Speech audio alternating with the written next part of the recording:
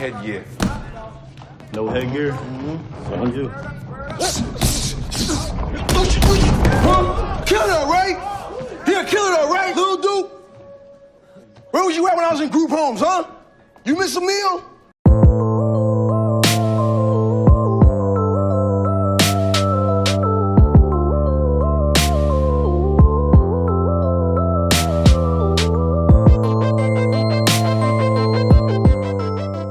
Creed is a film that's written and directed by Ryan Coogler. It came out in 2015. So Creed is a $50 patron request from my good cousin Christian Munoz.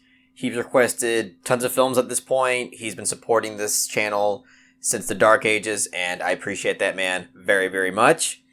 And when he requested Creed, it was kind of a change of pace for him, because for a while he's requested almost strictly Elizabeth Olsen films. And I was actually really grateful for that, because I liked the vast majority of those films, surprisingly. But when he requested Creed, I really didn't know how to feel about it, because Creed was a film that I remember upon its release, everybody was just raving about. This is a film that doesn't matter who you talk to, doesn't matter which critic you heard or read, they basically all love this film. But I avoided it because just from the trailer alone, it looked like your average, mediocre sports drama. And I'm not even somebody that's that biased against the Rocky films, or really sports dramas in general. I actually grew up with the Rocky films, and I liked them quite a bit. The first Rocky, I think, is a great film. The second one, I think, is pretty solid as well. The third one is entertaining, so that's why I like it. The fourth one is kind of... it's a super 80s film. Like, that movie is probably one of the most 80s films that I've ever seen. But it's still quite entertaining, and therefore I'll say that it's at the very least a recommendable film. After that, it pretty much goes to shit, and I never watched the film Rocky Balboa when it came out, but I'd heard it was somewhat decent. So I'm somebody who actually, likes the Rocky films for the most part. But even just from the trailer and just from how much this franchise has been milked, I really didn't want any part of Creed. Even though everybody was talking great about it, I just didn't want to watch it. But since my cousin requested, I said, fair enough. It's about time for me to be open-minded and give this film a fair shot. And maybe it won't be that average, mediocre sports drama that I thought it was. And after seeing Creed, it's very much that average and mediocre sports drama that I always thought it was, unfortunately. And honestly, it's kind of hard to wrap my mind around the fact that so many critics loved this film.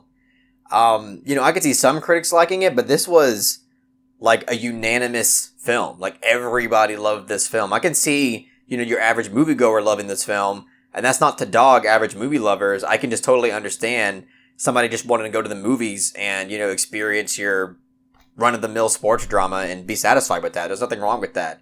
But for a bunch of critics to really love this film and to call it fresh and revitalizing and a triumph, it's honestly beyond me, because this entire film is incredibly paint by numbers. I mean, every single aspect of this film that you could think of is essentially just the most cliche and the most manufactured and the most overdone thing that you've seen in sports dramas. And the only thing that I can really even compliment about this film is the way that the boxing matches were filmed, because that by far is the most engaging and most impressive part of this film. There's a few boxing matches in this film that are captured through one-shot take. Maybe not for the entire match, but there's a large portion of the boxing match that is captured just through one really long take, and I thought that was incredibly effective in terms of how it was filmed. And that was these were the few moments in the film where I really felt engaged into what was happening. And that's thanks to, I gotta give it to Ryan Coogler, at least when it comes to the action of the film, was effective and was kind of creative. And there were a few moments of conflict in this film that I thought were at the very least effective, so I'll give it that. But the majority of this film was incredibly uninspired and just felt incredibly run-of-the-mill and by the numbers, and it just really annoyed me throughout this entire experience because I just couldn't get invested into anything because none of the characters, none of the story really felt authentic or refreshing in any way. And you have Sylvester Stallone's character, Rocky, obviously, who just felt really cliched throughout this entire film. He's just like, hey, I'm Rocky Balboa, and you want me to train you? I don't do that stuff no more. Oh, you're Apollo's son? Well, I guess I gotta make an exception for you, but we're gonna take another 20 minutes to get to this incredibly predictable plot point that we all know is going through. Oh, by the way, I'm gonna get cancer later, which is adding another unnecessary layer of drama and stakes to the film that's also incredibly cliche. And you also have Tessa Thompson in this film, who feels incredibly forced into the script because, for every sports drama, you have to have the love interest and the romantic interest in the film. And it's just like, this film just feels like it was just doing a giant checklist of things that you need in a sports drama. But as soon as Tessa Thompson gets introduced in the film, and I see that her and Michael B. Jordan's character are supposed to have this thing going on, I knew immediately, I'm like, we're gonna get a really annoying PG-13 sex scene, aren't we? And sure enough, somewhere along the lines of this film, you got that really forced and unnecessary PG-13 sex scene, because again, you just have to have that scene. And honestly, I'd be able to forgive the film for being so cliched if it just had proper and creative execution to it.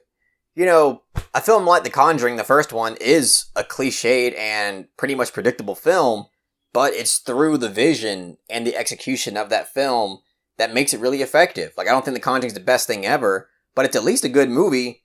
I can't say the same for this. It takes an incredibly conventional approach to a franchise and a subgenre of film that's already incredibly conventional, milk dry. So that's one of the reasons why it was just really hard for me to get into this film. And again, the only thing that I can really, really appreciate in this film are the boxing sequences.